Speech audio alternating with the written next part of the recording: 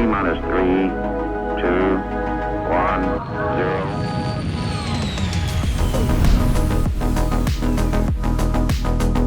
0. Hey folks, welcome to another episode of the Launch Sequence Podcast. We're here to talk about space stuff, baby.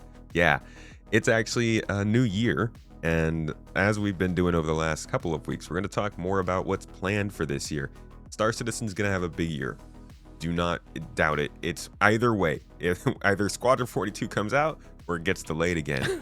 Either crafting comes out or we don't move forward at all in industrial gameplay. Either the actual content comes out or we all fail. There's a lot riding on this year, and a lot of things could happen. We could have very, very good scenario. We could have a very bad scenario. So I thought I'd invite my friend Sulyce, host of one of my favorite podcasts ever, the Beyond the Verse podcast, and a good friend. Thanks, man. Yeah, I wanted to have you on so we could talk about what the best and worst of possibilities of this year could be, and kind of what might be the realistic middle ground that we actually do see. Thank you for joining me so much, though, today. How are you doing? I'm well. Yeah, there's no shortage of content for today, so Yeah, there's a lot to talk about. Yeah, but man, I'm blessed. Had a really great December. Kicked off January with a Disney cruise with the family, so I'm kind of riding that highlight. So I'll probably sound a little bit more optimistic on this podcast. I like that. It's But got yeah, the Disney spirit. everything's well, man. That's good. Yeah, Good to that's hear right. it, dude. Yeah, got the Disney spirit That's right. going into this one. Little Mickey Mouse noise. Yeah. I'm not going to try and do it on the microphone because I know somebody will clip it. and Oh, save come it. on. I Come won't hear on, it. do it. I'll never hear the end Do of it. There is a lot to talk about, though. Before we get into the specific podcasts, I would love to open up the conversation by asking, does it feel like the most expectations that have ever been put on a year? Because we've had quite a bit of CIG hyping up their years in the past, and many of those times they fell well short of that hype. Do you feel like it's the same story this year? Is it more? Is it less? Yeah, I'm going to go with more. This feels like more, and it also feels like a true do or die. So if I look back on previous years, I think there's a couple of I'll call them milestones, but there's tech milestones like this is the year of server meshing. This is the year of object container streaming. This is the year of XYZ, but there's also like Pyro. This is the Pyro year. Those The road to cans 4.0, bro. right. Yes. You wanna trigger That was like people. every year was like the year. So, but I do think this is different because, and we'll get into it as we have in the show notes. This has to succeed. This year has to succeed. Squadron 42's release demands that Star Citizen is in a good place, at least a very good place, for there to be general success for CIG. And so I think this is a lot more weight, a lot more risk or possible issues with CIG for this year. There is a lot more egg on the face if they miss the deadlines this year. Star Citizen's one thing where you miss your feature releases or your tech stuff or whatever. But I feel like that's the kind of thing that the public is almost, it's almost the like a meme, an expected thing to say to, your annual, Star Citizen made more money, or like it missed a feature delay or something. Missed a feature delay. The only game that schedules feature delays. Yes. But like that's normal. To announce a release date for Squadron and miss it is different. I think the only times they've actually officially announced release dates for Squadron have been the original one, 2014, which quietly swept by because nobody actually believed that. And then 2016, Answer the Call, the worst freaking. But I don't think they made an official release date since 2016. So to miss another release date at this point would actually be really bad comparatively to the other years. Yeah. No, I think they're all out of kicking the can down the street, in my opinion. Right? You can reference Grand Theft Auto all you want, but I think they've expended theirs as well. You really can't because they also released Red Dead 2 in that time. That's true. They've Like, got other games. They're still doing other stuff, Yeah. So I don't know. I think they have a lot of they have a lot of capital, a lot of player capital on the line here. Like if they screw this up or if they have to kick it down even further, I think there is a lot of capital at risk. We can be okay with pushing a planet system a couple months, like Pyro not happening until whatever, January of this year.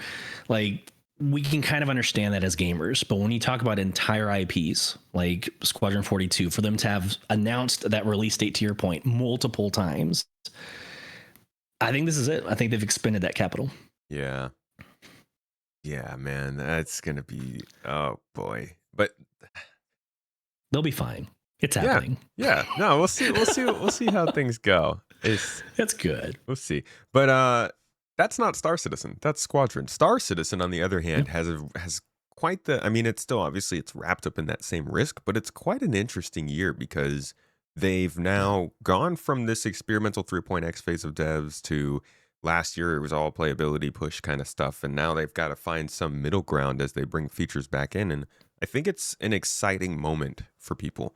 But we've kicked things off a little bit rough. I don't know about you, but I've been seeing complaints online, and I've had my own complaints. Don't people say that my content never points out how much this game can be rough, but oh my god, if I had a nickel for every f***ing problem I've had this week, I'd have at least a few more dollars. But like, yeah, how has it been going for you?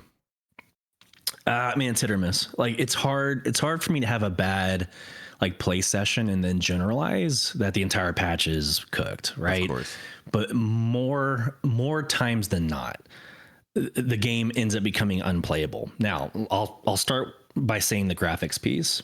I know that this overhaul of Vulcan, I know it has like a domino effect and like the way you set your settings, but here's my personal reality. And for your viewers and listeners, this is my personal. I'm not going on social media and reading some crap. I used to be able to play this game on max settings, like fully blown out to the rim, beautiful game, and of course on the DirectX, right? They launched Vulcan, and I'm having to sometimes go down to the preset low settings. Maybe high. I can touch high a little bit, but playing in Orison or playing in some of these major, primary residences can become PowerPoint Citizen. Mm-hmm. It can become very difficult. Well, with Thursday morning, I get in, I'm like, I'm going to give it another try. And I go to like Cellin. No one plays in Cellin. Like nothing's happening in Cellin and Crusader. But I wanted to test it out. I wanted to take my Perseus and fly out there and just see how life is. And it was PowerPoint Citizen on my Perseus near Cellin. And so there's a little bit of frustration there where, and maybe it's ego. Like it's a little bit of ego. I don't really want to go back to any other like previous setting. So there's that issue. But then now we got orbital markers going through planet systems. Like I've been going through Crusader to the other side to another orbital marker. I feel like there's been a lot of regression. Now there's a reason for that, and we can get into the technical reasons and explain it to viewers and listeners. But it does seem a little discouraging to have a year of playability, 4.5 drops, and now we're like, oh man, like 19Ks, 30Ks are back. What in the world happened? Yeah. So it's been rocky, not every session, but overall it's been pretty rough. Bro, if I'm not following the development and paying attention, then this is insane. I wouldn't stick with this, dude. If I wasn't paying attention to all this stuff, I would think that it's absolute nonsense, and I'd back out for sure. And that's like,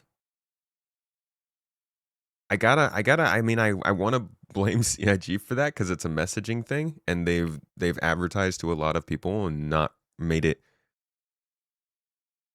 No, I'm gonna get some pushback for this, but I think they have not made it entirely clear what people are getting into when they see a trailer that says playable now or some features and events going on in the trailers, and they want to jump in, and they don't realize that this is a whole roller coaster of development, because it is kind of insane to go through that whole year and experience that stuff, and then maybe hear from the community and like some whispers and murmurs or just some off the cuff comments in some Discord server that they did focus on playability. Some shill Space Tomato put a video out saying they did playability. That's why the year was better. And then now the first patch into the next year is like really bad. It would turn me off from the game. But that is also why you can't talk about Star Citizen without Squadron 42, and you won't be able to talk about Squadron 42 without Star Citizen, right? Because you're going to have a marketing push. We'll say short, we'll say long. I don't really care. I don't have the intel to say one way or the other. But let's say it's a short marketing push. People are going to come to Star Citizen to get a preview of Squadron 42. Right? And they're like, oh, hey, this is awesome game coming out. Mark Hamill, a couple of other like great name actors. Great. Oh, there's an online playable version of the game. You're right. So let me go check out the online playable. Right? Exactly. So they're like, hey, I'm not going to wait until December to play Squadron 42. I'm going to jump in right now in Star Citizen. They're going to jump in. And if this is their experience, what I just described to you, if that's their experience, they're going to like, I'm not going to play Squadron 42. Why waste my money on Squadron 42 if the damn online game is out?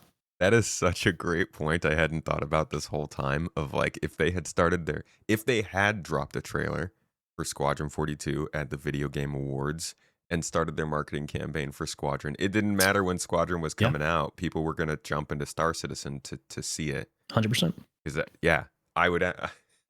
Why would I not think about it? If I saw a cool game coming out, I'd find any possible way to like people go and play the prequel or the first version of a game once they see that a new one's coming out. So that makes a ton of sense. I mean, we do with movies, right? Like the new Avatar came out, and so I took my kids to go watch the damn 3-hour version of the first Avatar, right? Like you have to build up and like learn the story. Well, oh my God. Why would you not jump into Star Citizen? Baby Sam Worthington. Yeah, right. Yeah. So I don't know. This is I think the biggest change for this year is they have to be synonymous. Like you can't really talk about progression in Squadron 42 without talking about Star Citizen. It's going to be very difficult to keep those divorced, especially when Squadron 42 does come out. What are they going to do about Star Citizen in its non 1.0 state? Yeah. And what kind of support is Star Citizen going to get? Because we know that big games can take a lot of support when they launch.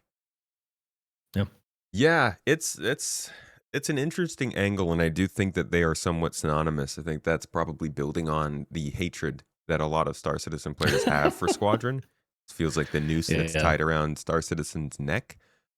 But we are talking about best case scenario today. And so at some point, we're going to touch on what Squadron's success would do for Star Citizen and how that could benefit Star Citizen players. But first, let's jump back into the current day conversation of the performance problems that's going on. Do you think that it's going to get fixed? Are we good just back to instability? No, I think it's fine. Like I want to be again. If you listen to Beyond the Verse podcast, like I err on the side of optimism. So, all right, take that with a grain of salt. But these are easy fixes. Like the hot fixes are going in. The hot patching is going to work. Like they're just now getting back in from their winter break. I think a lot of this has to do with them launching a very heavy overhauling of the game in 4.5 and then going on vacation. They do this almost every year. There's no offense to CIG. They should take breaks, like 100%. But this happened last year. Remember, we had 324.3 that was happening simultaneously with Pyro.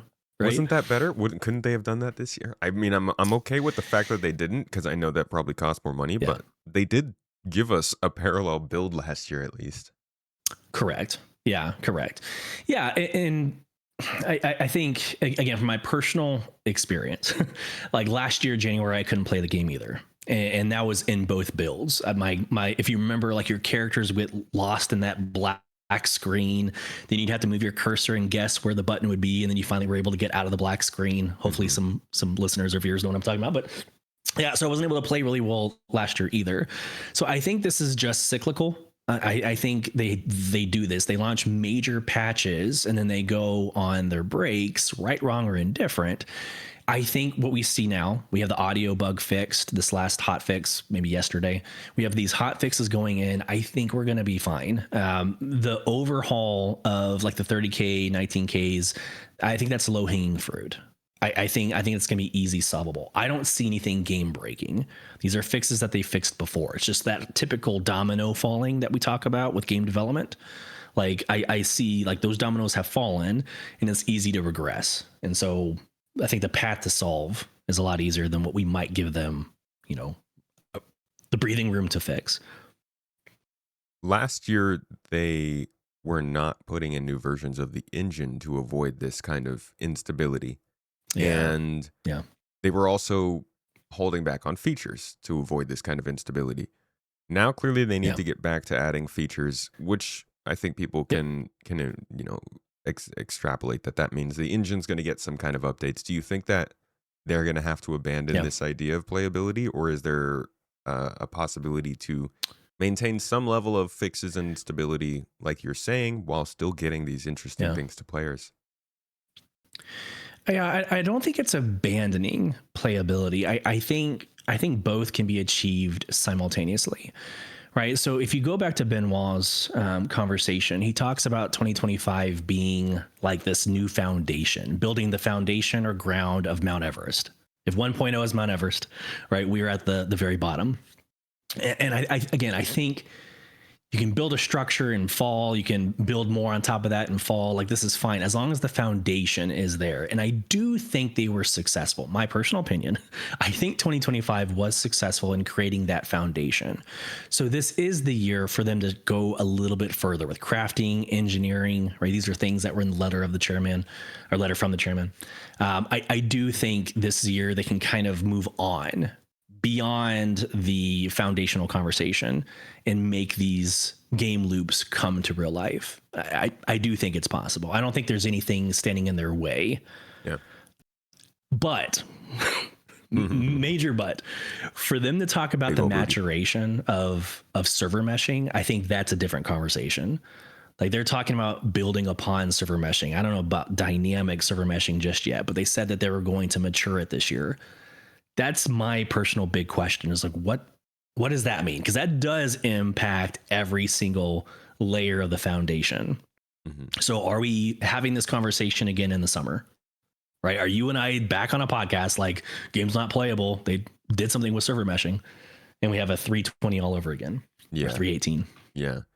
But the other interesting angle is that server meshing was the goal that they had for such a long time, that now that we're past server meshing, there's not like a central thing that everybody is looking at that the game's moving towards. Everyone's got their own thing they're excited for. Not that this wasn't true before, but it's a lot easier to decentralize the focus, I guess. Some people are really looking at crafting. Other people are super excited for the fact that we're getting fleet battles. Some folks, who really like the abuse, are frothing at the mouth for more Wicklow. There's just like different things going on gameplay wise that I think makes it a more interesting environment. But you mentioned that they were very successful last year, and I do wonder that there are a lot of options as to what they could do this year. And we know we have the letter from the chairman from Chris, got CitizenCon. We've even got some talk from Benoit, the CTO, late last year. All of that's going into the conversation we're having today. But we also have the fact that they just made over $150 million in a year. And I don't know if anybody was expecting that at the beginning of last year. Maybe they had their projections because they knew they wanted to release a new ship almost every month. But I don't think anyone outside of the company was expecting that. I remember when I did a video mid-year and said something along the lines of like, they're going to break 140 million. And I was like, I shouldn't have said that in the video. Every video after that, I lowered the number because I was like, that's too much. It's probably closer to like 125, 130 million if they have a good year. They freaking blew it out of the water. So there's no way they are thinking about what they need to do in 2026 the same way they were thinking about it 1 year ago when they were working on Squadron and figuring out their plans. So my question to you is, how do you think that success might have changed what's about to happen in Star Citizen this year? Well, first off, about that success, like, it's even more remarkable because it's the year of stability, right? Like, last year's letter from the chairman was like, hey, don't expect much. Like, we're just going to get the foundation settled. Telling. Yeah. And now it's 150 million, a year later. So I think it's absolutely remarkable. But I think that kind of supports my earlier point that I think that success, they can ride that success, right? They have to still tweak it. They still need to mature those tools and those processes. But every time we see it right now in 4.5, every time that they're going to release a new feature, right? Every time they're going to build upon it, we're going to see dominoes fall. Right. So engineering comes out. Engineering is a complete overhaul. Well, so is crafting. Crafting is going to change the way we do business and the economy and, how all other subsequent game loops handle themselves. So crafting is going to cause, a downfall, right? When they complete engineering, like let's say version 0 of base building, guys, no intel. Like I don't have anything to say that base building is coming, but if they were to touch on it and say, yeah, I don't work for CIG, but if they do give us some sort of base building, again, that is a complete overhaul on top of this foundation. So they have the motivation, the encouragement, the ambition to go big this year, right? Especially with Squadron 42 coming, but they need to have the discipline. They need to have the discipline to make sure that there is a fallback plan for every single game loop that comes out. And I think we haven't seen that. Historically, we have not seen CIG be proactive with the narrative, right? To be open and transparent with the narrative. And we haven't really seen that like fallback plan like we saw last December. I think that was a really good example that you provided. Like 324.3 was running simultaneously with Pyro. I don't think we do that every single freaking loop, but there needs to be some sort of like, okay, we're going to do something big. This is going to be happening. Here's some expectations that might fall apart, but this is the year that they need to be even more transparent than they've ever been, because Osmond Gold, Dr. Disrespect, whoever else you want to name drop, might be dabbling in Star Citizen this year. And they cannot afford to not educate and inform when something breaks. Yeah, no disrespect to CIG, but I don't think they're going to meet that call. I'm sorry. It's No. One of the biggest problems this project's always dealt with is the communication with people. The clear communication with people who aren't like really, really tied into every avenue of talking. I mean, they released like a ship customization guide last year that you couldn't even find on the website unless you knew the URL for it. So yeah, I don't know. I think they're moving in that direction, but I don't think they're going to be there quite yet this year. We'll see. But I think most of the money's going to Squadron. That's the kind of thing that's like, let's build a good community management team and focus more on that side of things. Yeah. I agree. And I will add a little bit to that just for those listeners, viewers. Like I do have experience with Amazon Game Studios and I have been involved with the industry in that sense. So I preface that to say that it is very common that after a win that the temptation is like to spend the gains on shipping bigger things, right? All right, great. We did a great 2025. How can we go bigger? And so I want to temper what I said earlier. Like, yes, go bigger, add the game loops, give us what we've been asking for, base building, crafting, finish up engineering, T1 or T2 item recovery. Like, let's start building into some of these future states of the game.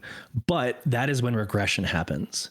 And if they don't control that regression, then I think that is where CIG like stubs their foot. I think that becomes the problem if they don't get out in front of that. So at the time of recording this, it is Friday, January 9th. We're chilling here with the supporters. Thank you guys for being here. And this video should be going out in about 3 days. Now, at that point, the next update would have landed in Evocati. We do not know, and this could change literally by the minute. We don't know what that patch is yet. We don't know if it's 4.5.1 or 4.6. But this could be a very important update. It sounds like from your perspective, like this could be very telling as to whether or not they double down on just keep going gung ho and adding stuff, or if they take a second after 4.5 to be like, wait, hold on, pump your brakes just for a second. We are going to keep this relatively stable. And it sounds like that's like the focus with this Evocati test was to find some more stability. So I hope that's the direction they're going in. Yeah, absolutely. And I think as content creators, it is easy for us to like predict, right? We're like, oh, it's going to be crafting and a little bit of engineering, like, or vice versa. But I think it now is more important for us to look at the signals. And so I think you have a really good point there. It's like, let's just take a step back. Let's see what happens with Evocati. Because I think that'll be telling exactly 100% of what you just said. If they come out and say, all right, here's version 1 of crafting. Oh my God, that would be. It's a little much. No, I'm Like, guessing.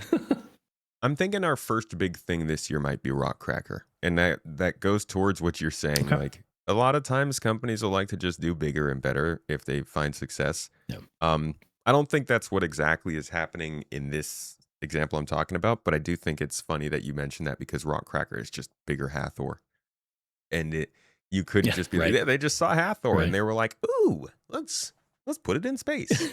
Which, yeah, I'm here for it. Yeah.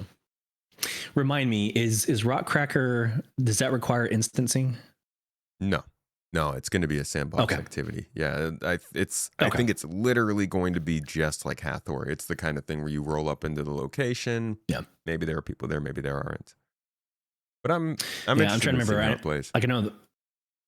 I'm trying to remember like CitizenCon, like the tactical strike groups it requires instancing. I think the dungeon, Area 18, whatever they had going on was instancing as well. But I think that's like another thing that we need to consider for this year as well, is they've also promised this instancing idea. Well, that with server meshing is going to be very interesting as well. So Rock Cracker, if that's Hathor 2.0, then easy. Why not? That and instancing is dipping into another approach of the year, which is they're still taking this sort of mantra of we're building a game for everyone. And I think most people would hear that and say that's a bad idea. But the everyone they're talking about isn't necessarily the everyone people think of. That being said, instancing is obviously very important for folks who want a more story-based experience, who want to get the gameplay that is actually intended rather than the gameplay that's a product of your surroundings. Some people just want to progress through a story and not be rushed by other folks sprinting past them. And so instancing is very important to people and could be something that drives a lot more folks into Star Citizen. Do you think it's going to be something that kind of breaks the love for Star Citizen a lot of people have, though? I mean, we could probably spend the rest of the podcast talking about this one topic. I think it's important that we are here to play Chris Roberts' vision. This is not Sulyce's vision. It's not Space Tomato's vision. It's Chris Roberts' vision. And so if sometimes I have to take a step back.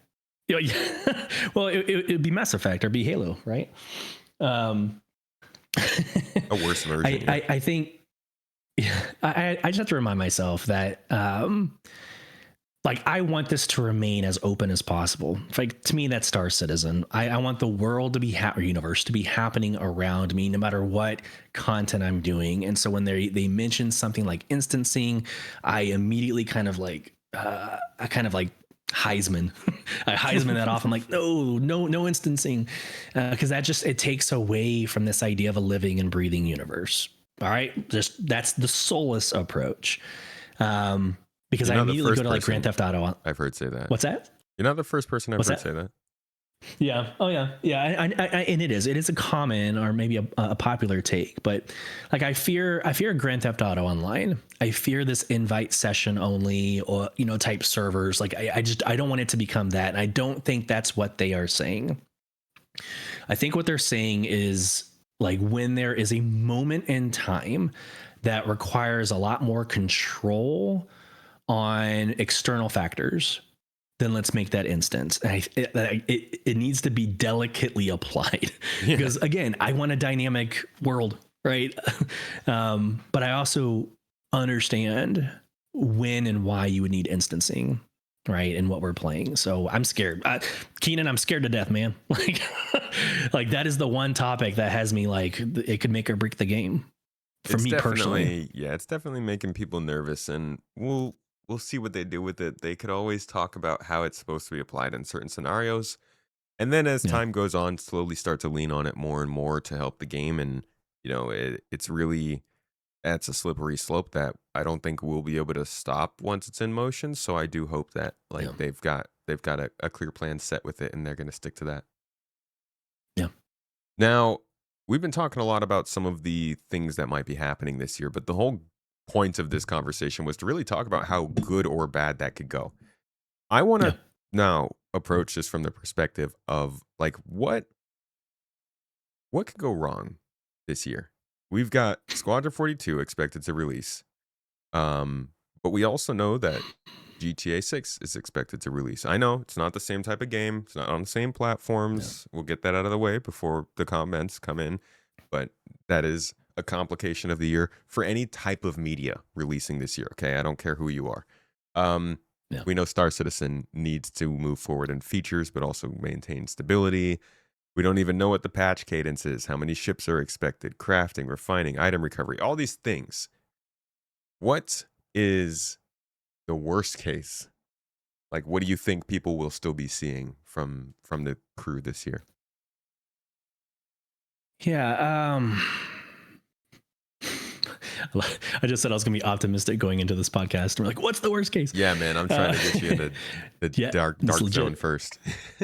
Yeah, let me go to my military days and I'll go real dark. No, I think the worst case scenario isn't like there's no content. Like it isn't like, oh, hey, there's no new thing to do or play, right? I don't think that's the word. In fact, that's probably one of the best cases. Best cases is they just stabilize what they do and they don't do a damn thing. And so that way when Squadron 42 comes, like, hey, this is the best packaged gift we have for you. So again, I don't think the worst case scenario is that there's no content. I think the worst case is there's an erosion of trust from like repeating regressions, like a prolonged instability. Think 318. We cannot have a 318 going into Squadron 42. Like that will destroy any sort of marketing push or any credibility that CIG has. So that spiral, right? Like every hot fix, fixing two things, but breaking three, and login errors and those loops that we continue to have on these podcasts. Like, is it safe to play tonight? We cannot be asking that question. Yeah, like so this time in the summer, we can't. So they just can't have a bad release this year. Like they need 100%. They need to clean it up.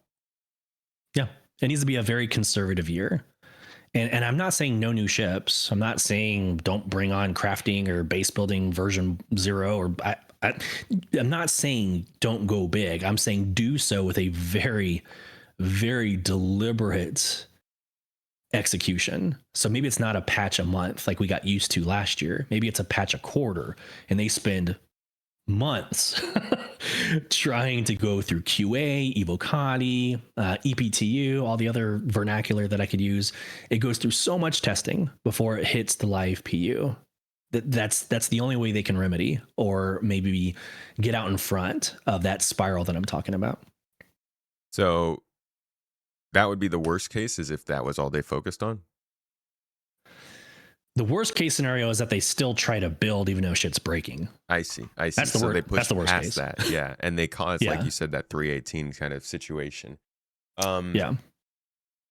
But they, at the same time, if they're not pushing towards Star Citizen 1.0, like, do you think, like, let's take a step back and think about that would mean no better social tools support. It would mean no crafting, no base building, no better scanning or exploration style gameplay, reputation, factions not really moving forward. You think it'd be better for them to put that on the wayside for now? No, I think they take months to release those patches. Okay. Right. You have to go towards 1.0. You have to, because like you will have a crowd who doesn't care about Squadron 42, but they're passionate and they're invested in Star Citizen. Mm-hmm. I'm kind of in that boat. Like I can't wait for Squadron 42, but I'm more invested in Star Citizen. So for me, I want that growth. I want that trajectory. I want that to happen, but don't give me a patch every 3 weeks. I see. Like don't do it. Yeah. Right. Do it like in Q1. In my opinion, Q1, there should be one patch. Now, if there's a couple of like gold nuggets in there, right? If they finish off engineering and they give us the first version of crafting in Q1, like cool. I don't need 5 patches. I don't need some cargo mission. Guys, remember last year, the cargo mission that drove everybody freaking crazy? Like we can't afford that this year. Like I love Elliot Maltby. I love you, friend. But like we don't need any go big missions. So like give me a patch a quarter and just make sure that shit is rock solid. I am hoping that they do something similar to before, where we would get the dot patches. They just wouldn't be as big. They were mostly focused on the bug fixing and the tightening things up. Yeah, I'd be okay with that too. Okay. Yeah, if they want to keep the same patch cycle, by all means. Your worst case is basically they try to keep doing what they were doing last year, but with features thrown in. Yeah, it's bulldoze, right? It's a bulldoze without considering like the foundation of what they built. Yeah. I think the whole year honestly is risky from this perspective, that they've got a tightrope to balance to try and avoid things like this. Well, let's talk about what might be more good, a good side of things. That's, I guess, a little bit more of an exciting conversation. What is the best case scenario for Star Citizen this year? I mean, no one here is going to like my response because it's not sexy. Like my response is not sexy. It's not ambitious, but I don't know. Pick something and prioritize it.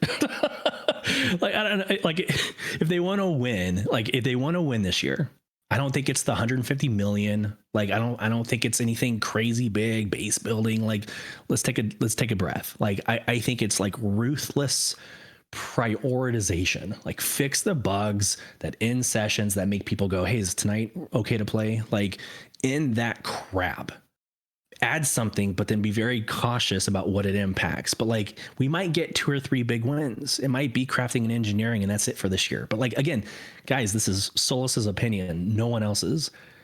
I'm okay with that. I personally am okay with this year being like, oh shit, we are finally releasing a game to compete with every other game that's coming out this year. I truly think that the community would understand if like CIG comes out tomorrow and says, look, 2026, you're getting these 3 things. Sorry. I think the majority of us would be like, well, yeah, that kind of makes sense. And I'm okay with those things. So for me, sorry, Keenan, like nothing sexy. We're not going to like pin this up on a YouTube channel, or it's not going to hit a TikTok reel. But I think they pick 2 or put that sentence on TikTok. I think they just need to commit to like 3 pillars and say, this is what we're getting. Surprise us with ships. Surprise us with the freaking Javelin from like here, right? They love that. You know? Oh, they do. Yeah. That's how they make money. Which is a great pay structure in theory. But I just, my fear is that they get crafting out and they're like, okay, great. What's next? When there's like a couple things still broken with crafting, or, hey, we finished engineering when there's still things that are going on with engineering. Like get that shit lined up, get it solid before you move on to something new. But I think that's like the best way they can win this year. It sounds like you just got PTSD and you just want them to not do what they used to do with features. Don't touch anything. Yeah. I think so. Let's say that they come out in best case scenario, they release an update this month. Yeah. What patch do you think that should be? Like as far as like nomenclature, like a .1 or I mean, I think it's a .6. Like I think it's a 4.6. Okay. I do. I think there is enough in the pipeline for not a whole new chapter, not 5.0, obviously, but I think there's enough to refine, to give us the finish engineering and to introduce us, right? That was from the letter from the chairman. I'm not just making that up. Like Q1, we're supposed to get engineering finalized and crafting started. That I think is sufficient enough for an entire .6. So I think, and as I'm saying this, I'm like, well, there's enough hot fixes that could be a .1. So like there might be an overhaul in the next couple of days. That's like, all right, 4.5 needs some love. Here's 4.5.1. But I do think the next big like effort is a 4.6. And do you think that it would be destabilizing then? I mean, if it is a 4.6, that's their first update of the year, and we talked about this earlier on. That's kind of not a great sign for the best case you're looking for, right? Well, I mean, it's not. And like I said, my prediction here on this very early January 9th podcast, my prediction is the moment they release something big, it's going to be destabilizing. That's just the nature of building games. Yeah. Engineering redid everything. It changed the user interfaces. It changed how ships fly. It changed how we operate, in org structure. So let's introduce, I don't know, let's talk about social tools. You throw in social tools, that impacts literally every facet of the game. But that's the literal best case scenario right there. Social tools. Well, really, I want social tools more than anything, quite honestly. But yeah, I just, we need to be prepared for this year that if we see crafting in the pipeline, that it will need several .1s and .2s after it to restabilize. And that's my fear. My fear is that they have these major pushes and they don't do enough due diligence to rebuild that foundation. Now, all of that is in consideration that Squadron 42 is also coming out. I am curious what the best case time you think would be to release that game. Yes. We just talked about not giving dates. All right, listen, if I was going to go back to my industry experience, I would say 3 to 4 months of marketing. We're nowhere near that, like in this current moment. I think we just had the letter from the chairman saying, hey, it's playable end to end. They're done polishing. I think it's ready for the marketing push. But I think we see the 3 to 4 month marketing push around spring to summer. So with that timeline, and it's got to get in the hands of content creators because it's 2026 and that's how games market now, is they get it in the hands of these massive influencers. All right, so it's got to get into their hands and they got to play it. There's got to be conventions, right? So I think that CitizenCon this year is going to be converted to a SquadCon. I think there's going to be a squadron convention where this year is all about going big with Squadron 42. There's going to be Mark Hamill's going to be there. Major prediction. We're going to have this massive. Did I mispronounce it? No. It's just funny because he signs his stuff online, MAR, and then the camel emoji. So I always just think of his name as Mark. That's right. Mark Camel. Yeah. Mark Camel. But I think that convention gets overhauled. I think it's a SquadCon, and I think we are looking at a November, December release of Squadron 42. I do. There's nothing in the intel that is public that we've seen that says it's being pushed to 2027. They've said all the buzzwords. Now, of course, they're professional marketers and they're not going to say anything stupid, but maybe not. I mean, they have before. But there's enough progress in that letter from the chairman to say that it's happening this year. There's no real reason. If it's playable from end to end and the beta is in the hands of the internal team and they're working through it, there's no reason why it'd get pushed to 2027 or later.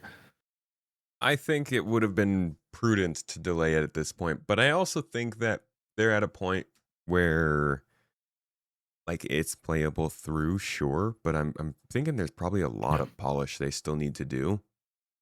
And considering we're talking about the best case scenario here, you do need to consider what the end of this year will look like. Now, I think that CIG has dodged a bit of a bullet because both Exodus and Osiris Reborn, two single player space games, they're not military cinematic shooters, but they are single player space games. And one of them comes from some of the creators of Mass Effect. The other one comes from an established IP like The Expanse. Both of them are going to attract attention, attract press, attract conversation in the same genre as Squadron 42. So I do think that they got a good bit of luck there with both those games being in the following year. But Grand Theft Auto it is going to be a vacuum of marketing. and it's likely going to come out at the end of this year if it still comes out this year. So how much do you think, like, if let's say it does come out in November, Squadron also coming out in November, is it really that bad? I don't think so. I don't. I'm probably speaking for 99% of your listeners and viewers, but you're going to play both. Like you're going to be excited about both. Like I don't see there being so much conflict with Grand Theft Auto specifically and Squadron 42. I personally don't see it. Now the marketing, like talking over each other, Grand Theft Auto will always win. Grand Theft Auto is going to get the limelight. They're going to get the spotlight, right? But I don't think that negatively impacts Star Citizen or Squadron 42. I truly don't. Now for the other games, now I could be putting my foot in my mouth in this current moment, but I see Squadron 42 as kind of a Halo game. It's a cinematic like experience. You're playing this like very high velocity story enriched game. Whereas you look at the Expanse and it's like an RPG kind of chill, like you're living life in, the Expanse universe. So I think there's enough nuances. There's enough difference in those IPs where they wouldn't conflict. There's not an issue with them all kind of releasing in the same year or the same time frame. So I err on the side of a little bit of optimism or a little bit of like, I don't know. Well, I'll stick with optimism. I don't think there's any conflict. I think if Chris Roberts wants to execute this year, there is no issue with doing so. I think it also helps real quick. I think it also helps that Grand Theft Auto is launching on console only initially. So there's this PC console like crowd where, like for me personally, this is what's happening in my real life. I can't wait for Grand Theft Auto, but I'm not going to play it on console. So I'm not even going to touch it this year. Agnostic of it releasing. So for me, Squadron 42 is where it's at. And then when GTA finally hits PC, I'll play both. And I think there's enough of that. There's enough of that nuance where you won't have conflict in both channels. It seems like the water is getting a bit muddied, though. For starters, computer the future of building a computer is very uncertain.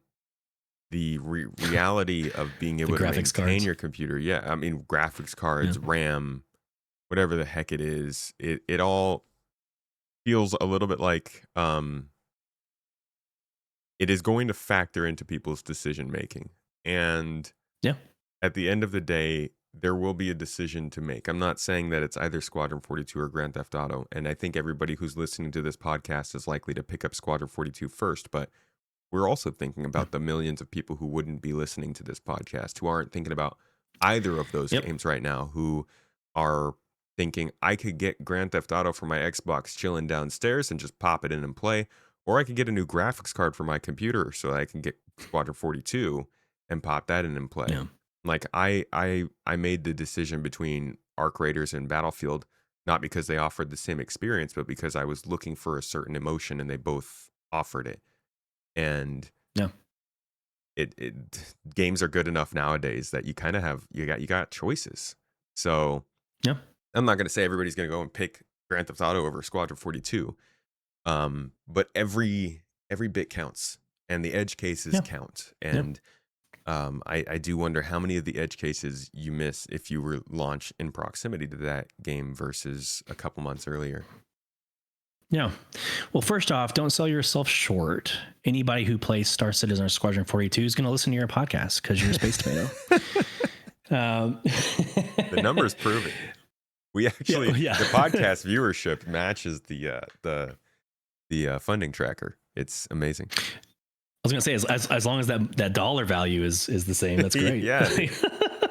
Damn, I want your gig. I think both can be true.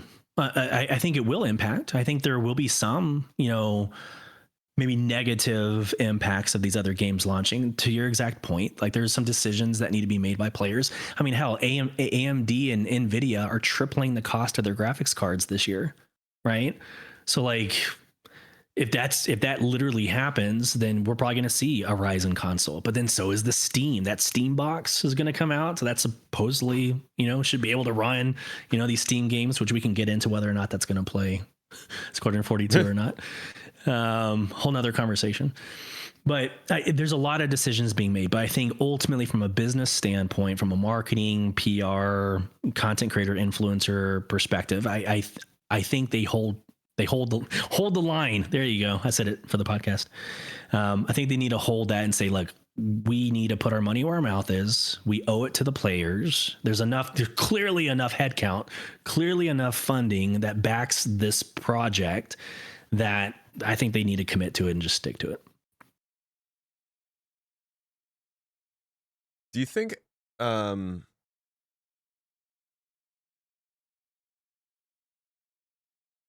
want to hear what you think would be the Yes, I do. My wife tells me to stop, but I do. You have thoughts going through that head? Imagine just Not often. in the middle of the podcast just being like, dude, do you actually even consider the things coming out of your mouth? Oh no. Do you think you're smart? I was gonna say, do you think that, or what do you think would be like the big wild card of this year? I have something in mind, and I don't want to spoil your answer, but what would be like the big thing they could do that would throw everybody off guard, but kind of set expectations really CIG? high? Yeah. I mean, okay, so you're asking for me for like my tinfoil hat, like yeah, hit it. Okay. I mean, they could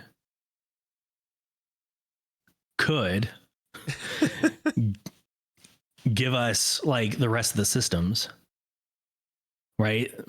Oh man. Like I'm not saying 1.0. I'm not saying 1.0, but they're clearly with Genesis and clearly with these other things happening. They've launched 2 systems in 2025, which we can debate. Theoretically, Pyro was out in December of 2 years ago.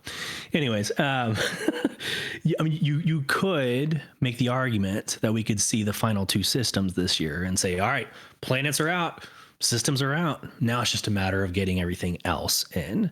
So if they wanted to give us this blindside win, I think the tools are there. Now, do I think it's going to happen? No. This is not my like Beyond the Verse podcast, like, big predictions I usually make each year. But it is possible technically. That'd be a crazy one. I was not expecting that. It would be. Well, I mean, let's think about it, right? Like, so they're clearly making every system. Like every system is being made simultaneously. It's not like they're going to finish Nyx and then get started on Terra. Like first off, Terra was starting to be built before Stanton even was. So like the systems are being built simultaneously. Genesis is going to automate a lot of that process. Okay, so we're gonna finalize Nyx this year. We're gonna get the rest of the planets right in Nyx. I think that's easily feasible. Honestly, it would be very easy to just launch the other 2 systems. I've fallen for this trap card before, man. I know, but you asked me to go big, and here I am going big. So, yeah, but that's what I would say. That would definitely be a big one. I mean, people keep asking for systems that just don't have anything in them. And I do wonder if CIG did that, how much people would have really like it versus being like, well, we didn't mean literally nothing, but it would be interesting to see if they put in these systems and we're just like, well, they're just planets now. You can do whatever you want. Go base build, whatever. We'll demolish all your stuff and build a city there eventually. I'll be my own devil's advocate here and say like they can't, because we don't have like the large servers that they desire. Like if you give us all systems, we're going to be so spread thin. Take 600 people. I think that's at our current head count now. It's like 600 or 900. Take 600 people and spread them across 4 or 5 systems. Like that's not really ideal. Yeah. So I don't think they can do that until they fix or they grow upon server meshing and dynamic server meshing.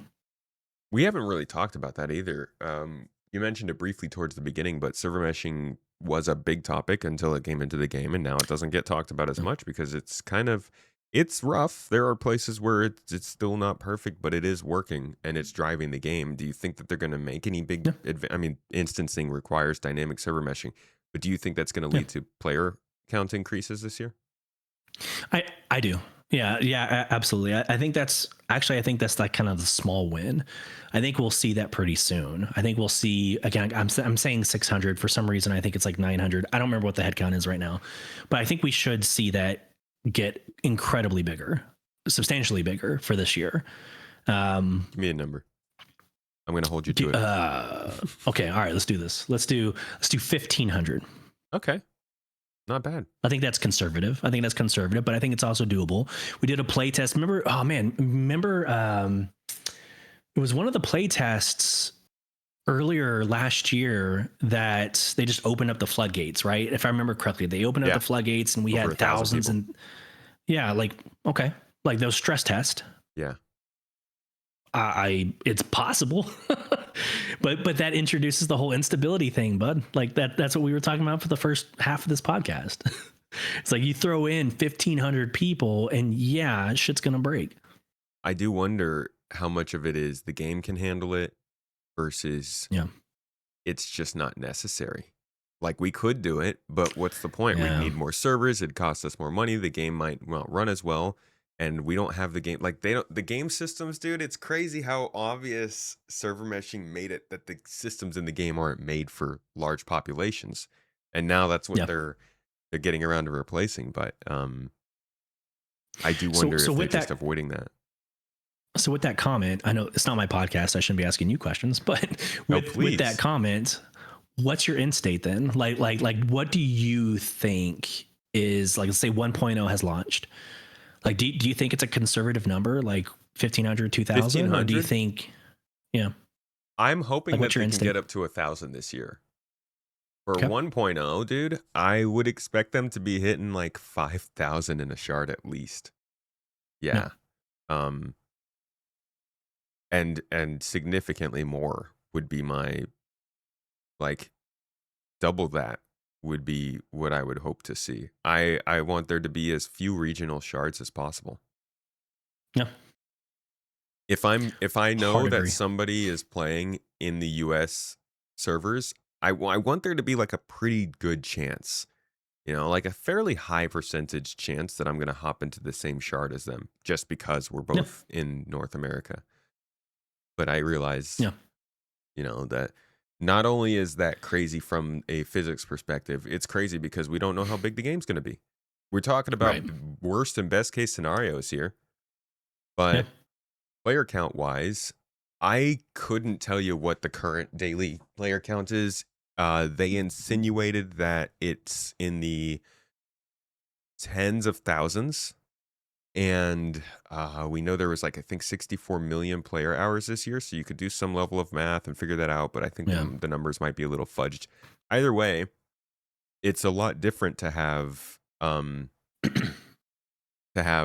like 10,000 people in America playing this game versus 2 million people in America playing the game. Yeah. No, you're right. I don't even know where it's going to go. Yeah, and to bring us back to the original question, I think that's where the go big thing of having like all the systems. I think you've got to do both at the same time. So if you have this idea of growing to 1,000 or 1,500, the way you drain, like you drain the pipe so nothing explodes, the way you drain that is you open up more systems. So I feel like if you're going to give us Castra, if you're going to give us Terra, right? Like that's when you would do it. All right, let's go to 1,500 people. Sounds crazy, but if we had all 5 systems, 1,500 seems a lot more palpable. Mm-hmm. Yeah, I guess that's fair. The thing that I'm thinking most of is when they start introducing mission givers. Those are going to be very central. And one of the biggest problems we've had in Star Citizen constantly is whenever they add something new to the game, everybody assumes that's all that CIG cares about, right? Tell me I'm wrong, dude. They add an event into the game that has FPS, and then you have people coming out of the woodwork saying this game is becoming an FPS game. It's going to be caught in space. It's all combat all the time, and then you have them come out and they put out a large scale event. Oh, it's all for orgs. It's all for groups. They're never going to care about the solo players. You put out a cargo hauling event. It's all industrial. It's how it goes. Yeah. So do they can end up running into that sort of a problem of like, we're delivering, no, I lost my train of thought. Too busy complaining. Was that your? So I told you my go big idea. Like, is that your go big idea? As they introduce these NPC mission givers, or No. or have you told us what your go big idea Oh, is? that's right. I was talking about the mission givers. Jesus. Yeah, I was just gonna say that the mission givers offer them a chance to work with all the different players, but like if they drop in a mission giver, everyone's gonna go there. The Yeah. whole idea of people saying everything was the whole direction of the game was an aside. I was complaining.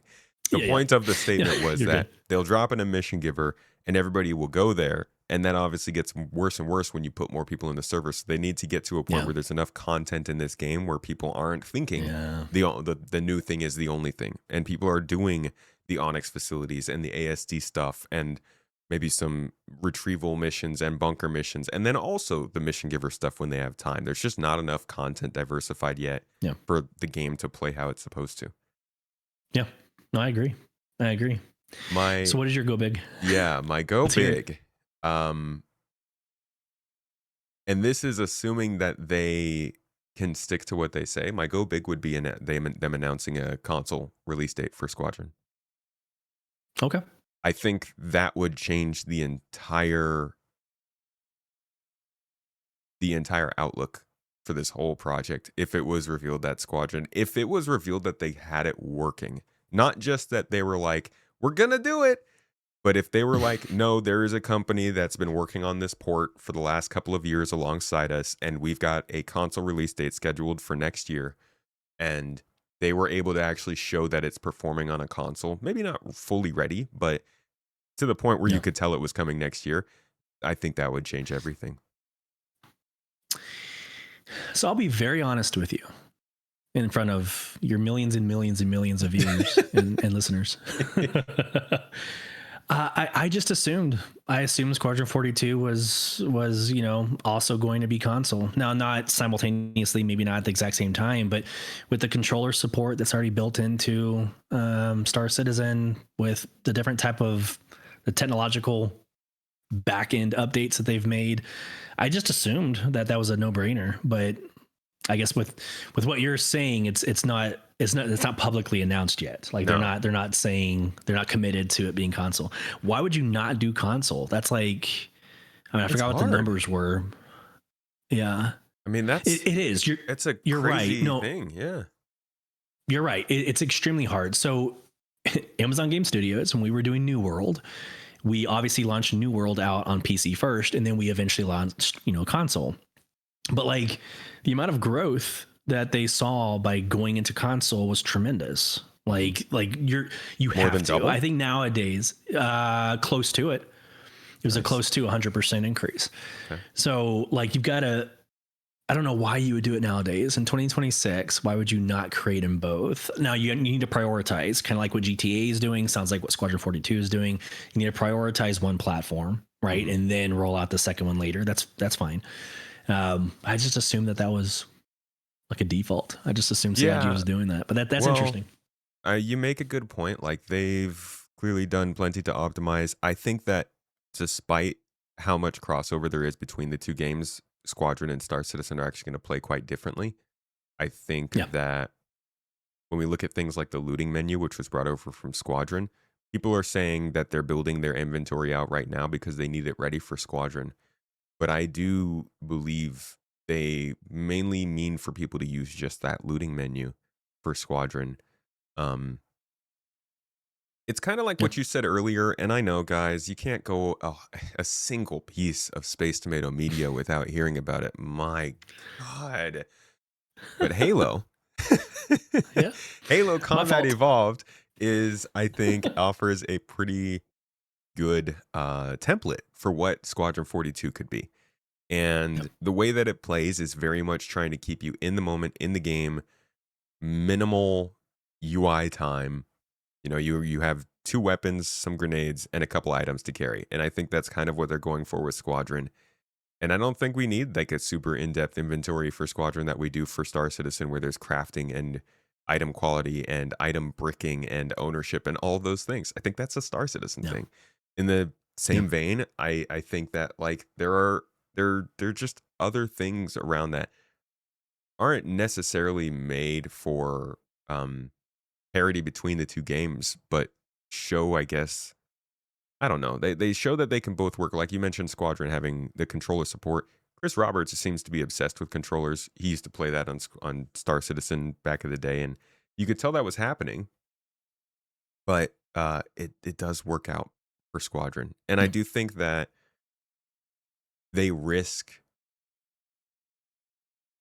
spreading themselves too thin trying to hit that market. But at the same time, just like with Halo Combat Evolved, Squadron 42 could be the kind of experience that changes the way people think about games. I know that sounds hyperbolic, folks. I swear, I'm not just like slurping copium right now, but I'm like, there are few games that come out that can offer an experience that is different from the norm, because there are risks. Halo was a risk.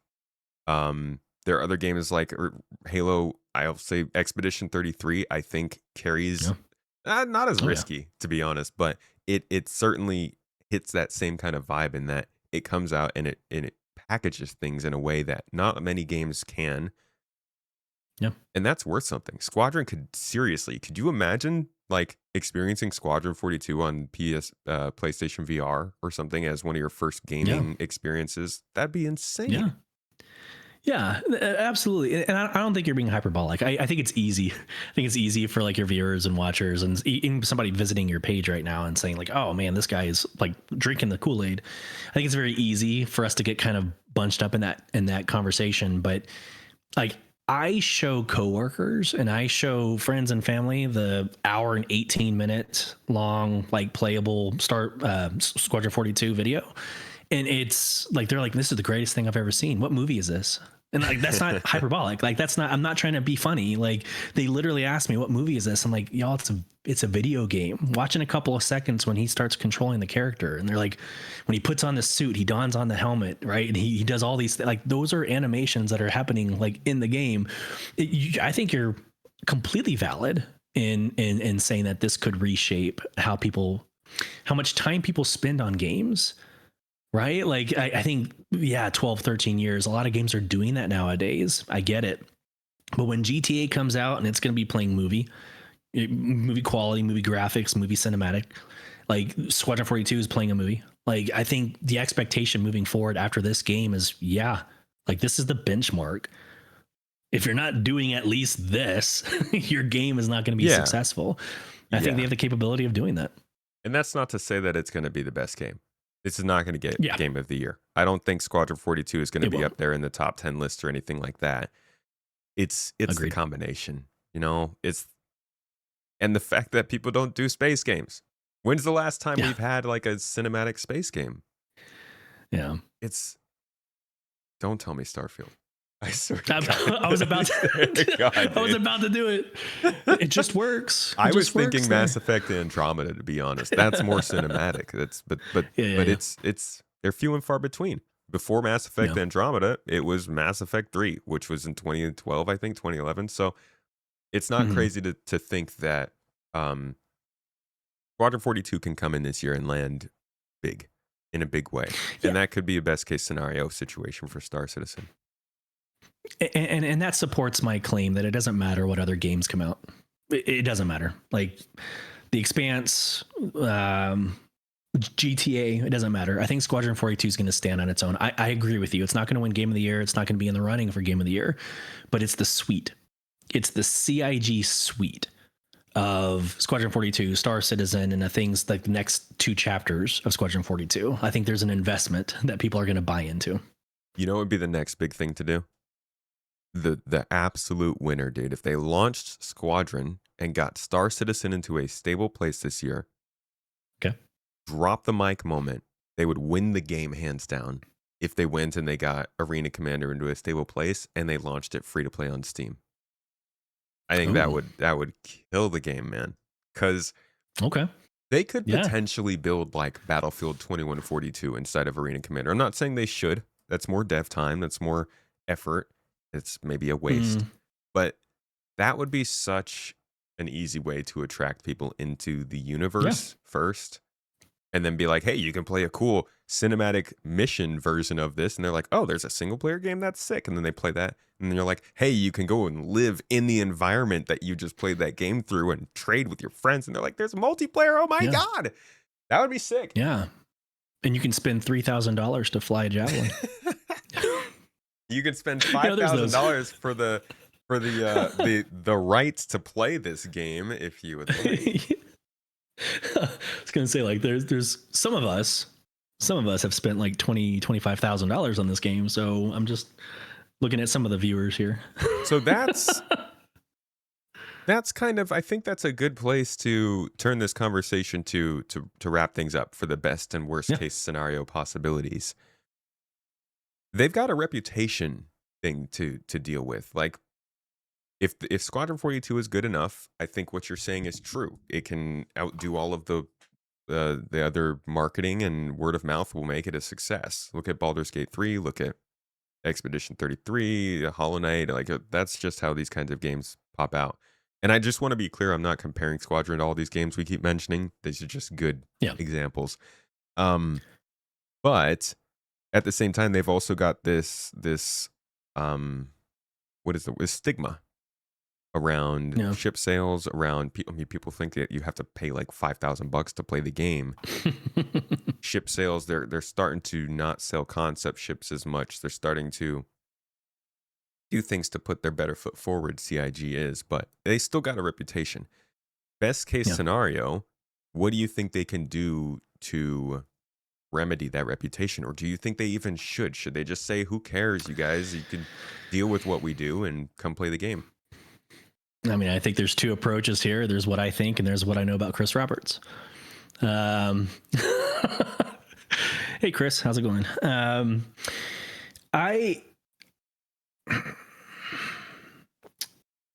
So for me, I'm having to really like measure my response here.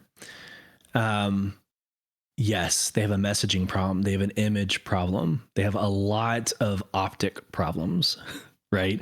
But we're kind of the reason for that, right? The players have spent the money. They have made this almost, was it a $9 billion game, or almost $1 billion game at this point? It's like 990 something million. It's up there. So we're almost at $1 billion. Like that's us. Like, we did that. So if I'm Chris Roberts, I'm like, if you build it, they will come. Right? Like, quoting Field of Dreams. But he's building it and we're still here. 150 million. You said it yourself. 150 million last year. I don't think he needs to change the damn thing. Like, I think new players are going to jump in and say, why in the world is this happening? And the old players like us are going to be like, just trust me. Give it a month. All the other buzz phrases we say all the time.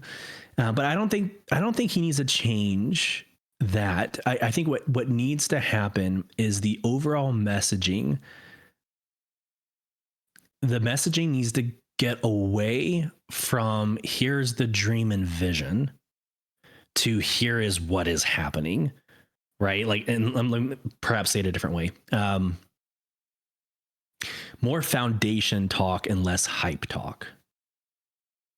I think that needs to be the tone of 2026. So not, technical creep or feature creep or here's what 1.0 might be and here's how big we're going to grow it. I think this is the year that we need to be a little more conservative and say, here is the product that is launching with Squadron 42. They just need to control the image, and they've never done that. And I'm not trying to make a hit on maybe anybody CIG that listens to my podcast or your podcast, but there's been little control over the narrative. They need to get better at that. Well, and that's what now. That's what I'm saying. So, do they need to get around to like people understanding? Like, do they need to get the average person, I'm thinking of people who aren't into Star Citizen yet. Those are the people they want to bring in, Yeah, right? With the Squadron release, with getting Star Citizen to a better absolutely. place. Do they need to Absolutely. convince those people, or rather help those people understand that the game has to have ship sales in order to be funded? Do they need to show those people they're willing to move away from that for the cosmetics? Like, how does their relationship with those people change? Because I know you're saying that Chris is just gonna go gung ho forward and convince people that it's okay. But I do think that there's gonna be hesitancy from getting into a game like this Absolutely. because it's had this long term reputation. Yeah. And I think there's a couple of things that need to happen first. Like that whole conversation about stability needs to happen. Like the game cannot be in its current state. Like we cannot be going in and having graphical issues and traveling through Crusader from orbital marker to orbital marker, right? That needs to be wiped away. Once that happens and they start their marketing push, again, I know you're asking me about Star Citizen, but when Squadron 42 goes through its marketing push, it needs to be in a place where they can say, see, because they can say all they want. They can say, hey, this is how we view our marketing. Here is our monetary like gains and how we structure business. Like they can get into all that crap. But there are so many salty people out there that are stuck in their ways and say CIG is it's a spam citizen, right? Like it's a spam game. Nothing's ever going to be released. They're never going to be able to change that mindset with any narrative, with any literature, if they don't have the game in a playable state. So the game, once it becomes in that playable state, then there's a two-prong approach with those influencers I was talking about. I keep on saying Osmongold, but insert whatever big streamer you want to. They're going to get marketing packages and they're going to get things to say and how to speak about the game. So I think they'll take care of a lot of those people who don't understand Star Citizen or Those Squadron people 42. do that already. No, I mean, like Asmongold had his reacts. He was going Yeah, crazy about it. I've had Luke Stevens on the podcast. He's yeah, done that. I saw JV earlier this year. Jack Frags has been in there, and like the game yeah, is playable. Journalism companies cover it, but you still have people who are saying things like you can't fly spaceships in the game. yeah. It's vaporware. It doesn't work. I saw somebody having an argument with someone else on Reddit the other day saying there was no content. And then the person was like, dude, have you not played in the last year? They just added more content in 1 year than they have the whole Yeah, time. And he was like, okay, I concede that I haven't played. And it's like, well, there it is. That's yeah, it. For a lot of people, it just doesn't matter. yeah. I think this is one of those situations where they're gonna have to be shown rather than told. And so whether they're watching big streamers like Space Tomato, no one's bigger than you when you stream. Whether they're watching, us play and are listening to our podcasts. And like, I think, again, we can talk about it all we want. We can have all the literature all we want, but we've got to be able to show.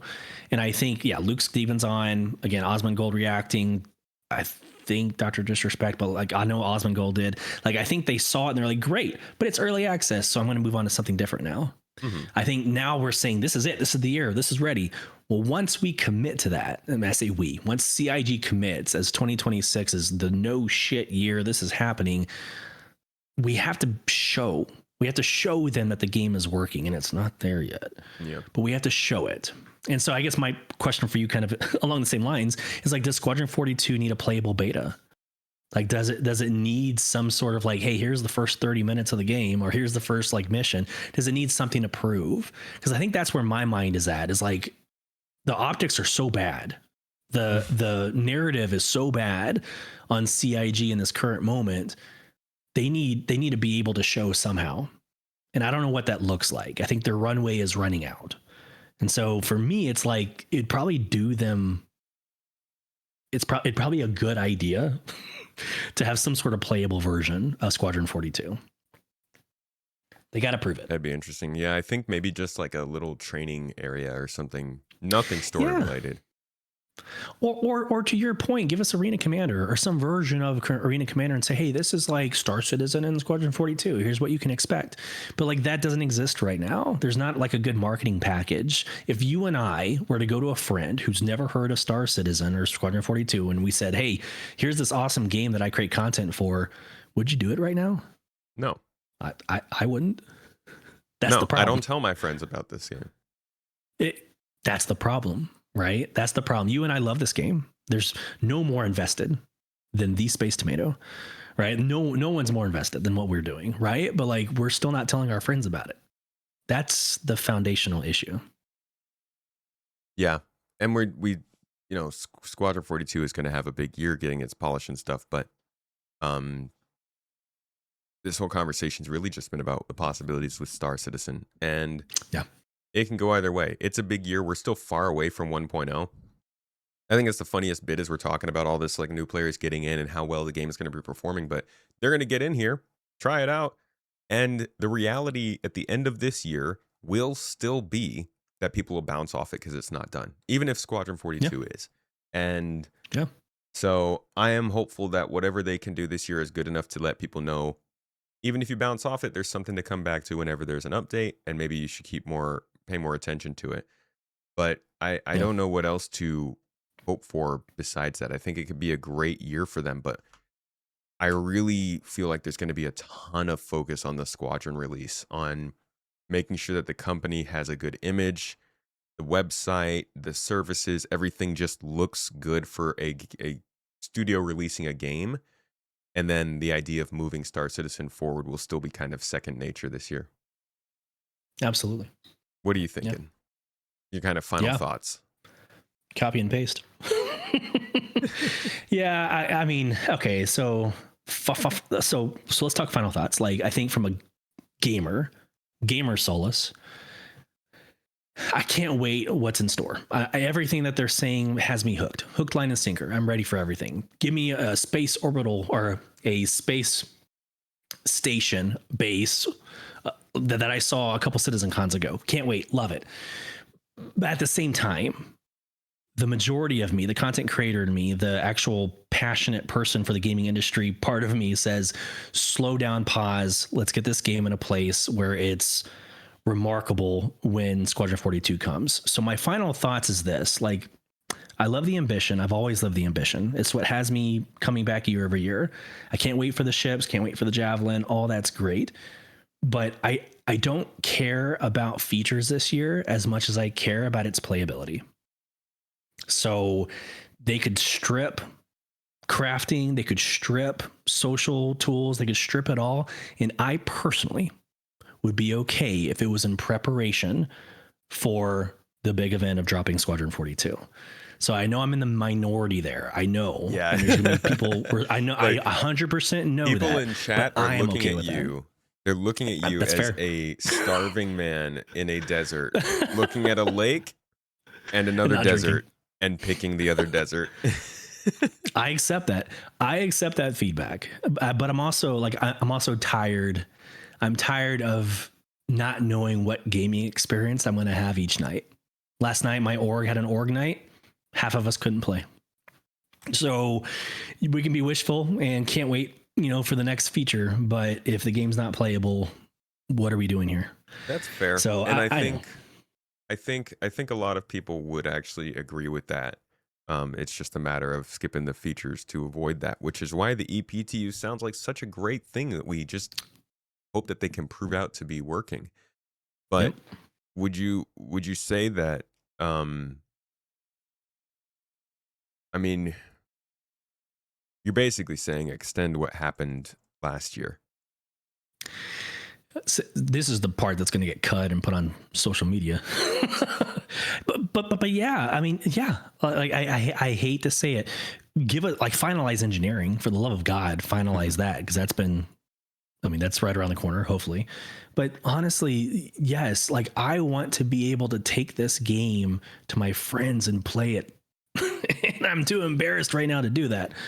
Yeah, right? Dude, I get it. I mean, it's like what they said in the letter from the chairman. If the game was more playable, you guys would enjoy it. And it's true. And I think a lot of people expected that that's what would happen in 2025 and then going forward. But now we're back to this state of, like, okay, they do need to add features. They do need to update the engine.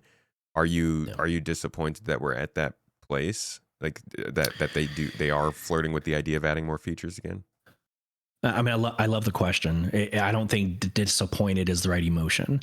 I think it's expected. For me personally, it was expected, because I think there was progress on the playability I mean, I think last year was the most playable any year has ever been that I've played Star Citizen. So I accept that. But at the same time, you can't grow without breaking. Right? Like, so if we want features, then we're going to be in this conversation like this, is it still not playable, yada, yada. Well, we're growing. We just introduced engineering. So shit's broken. So crafting is going to come out. Shit's going to break. Like, we got to be either okay with that cadence or we need to do something about it. And so my hot take or my emotional position is do something about it. Like, let's just stop with the craziness, at least bleed out some of this pressure and not just go Q1, everything's coming, boom, boom, boom. When I saw the letter from the chairman have those 3 items for Q1, I'm like, how? Why? Like, just slow down. But again, I'm one person out of millions. Yeah, I'm definitely. We'll see what people have to say to this. You're right. It's going to be clips because it's an interesting one. Yeah, I'm gonna get killed, and I'm fine with that. Like, features or playability. I think maybe you'll find a lot of people have to agree with you. But probably not. I appreciate. We'll see. I appreciate your takes in this episode, dude. We could talk about this a lot because there's a lot of specifics to get into. I purposefully kept us from diving into the specifics of each feature because I think we're going to be doing that in this podcast regularly. I wanted to talk about the large motion of this year and what's going on. The features themselves, I think, are crazy. Crafting is on its own just a massive piece of gameplay with a whole bunch of implications, but there is a lot of possibilities this year. There's a lot of stuff that could happen. More than last year.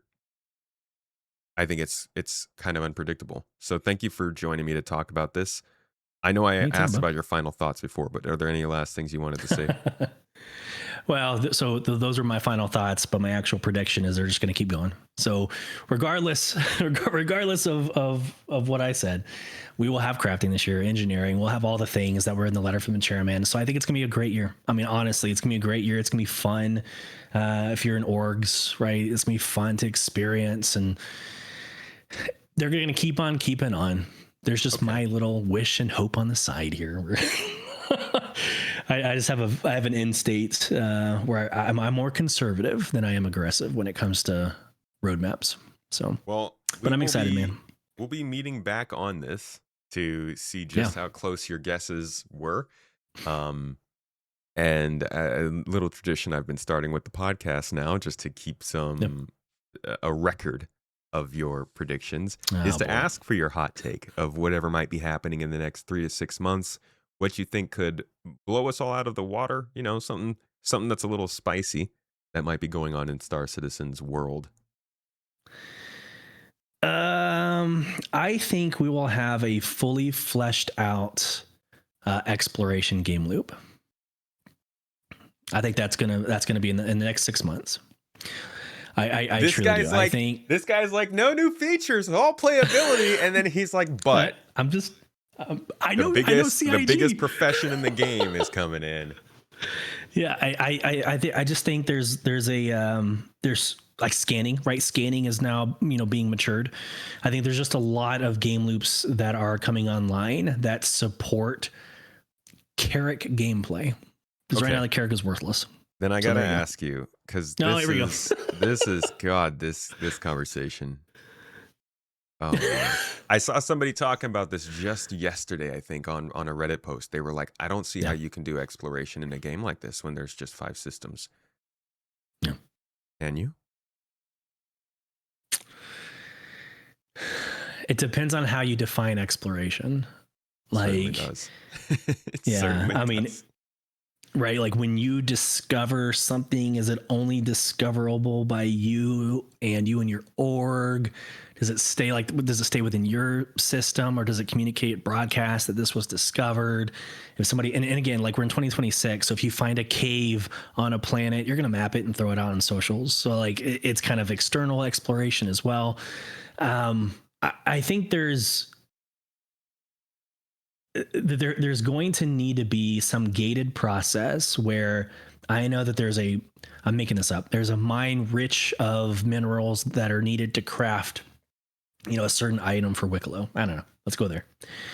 But even if I watch a YouTube video on how to find it, I still need to go and scan for it. I need to have a certain scanner. It needs to be, certain criteria in order for me to get to this location, or access the location. So I don't know. It's hard because it is a finite. They say infinite. It's going to be a huge universe. It's still finite. So at some point, everything's going to be discovered that is discoverable. Yeah. So how they manage that is going to be interesting. I think when base building becomes a thing and we have bases, on planets, I think that becomes new, right? You're always changing and evolving. So you're going to need some sort of scanning capability to see your opponent's base. Like, I think there's some elements there, like PvP wise, that'll always be fresh. But yeah, I think it's a challenge that luckily I don't have to solve. Yeah, it's definitely it depends on how you define it. A lot of people think exploration means that only one person can ever find that thing. But like you said, they're forgetting the possibility that when you find something, not everybody gets notified of that. And that you might not be the discoverer of something, but you could exploit something much more than other people if they don't know what to do with it. Yeah. Yeah. So I know it's crazy, but I think maybe like a version 1 of exploration. Yeah, dude, that's a hot take, man. I think that might be the hottest of takes we've had so far on this list. Thank you for that. Can't wait to revisit this one.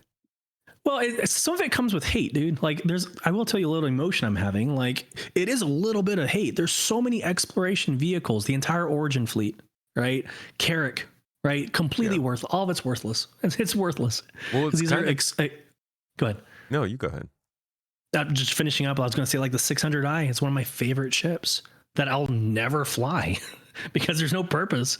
So it's like, it makes me frustrated that there's these, ships that are out there that have been out there for years. And there's been kind of flirting with the idea of exploration. Man, just pull the freaking Band-Aid off. Give me a reason to fly the Carrick again. It's funny that all they have to do really is allow us to save map markers, and that's exploration. Sure. That's it. Well, easy.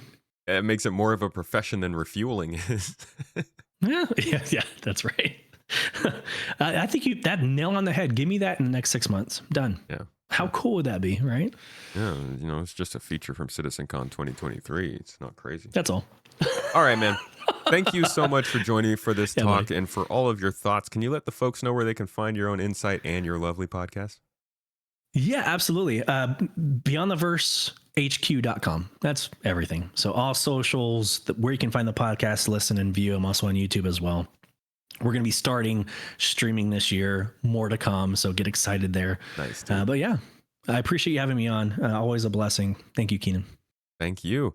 Looking forward to seeing how the streams go. Make sure to hit up that website, folks. Go check out the podcast. It is a weekly stop on all of the news and what's going on with Star Citizen, and I love it. Professional, straight to the point, very nice conversation. You'll get the information you need on what's going on with Star Citizen if you're looking for it. Even if you don't find it on this podcast, it'll be over there. So make sure to have a little drop on that link down below. And maybe continue listening to this podcast. If you are seeing it for the first time, throw a subscription. We do different topics with different guests every single week throughout the year. We've been going straight for, I think, like 4 years now almost, and we will continue to do so up until and throughout the launch of these games. So bringing you news, opinions, and what's going on. If you like it, please leave a like or a review. Let the folks know that it's worth listening to, and maybe share it with your Star Citizen friends. Otherwise, thank you so much for listening or watching. I hope you enjoyed this episode, and I'll see you next week.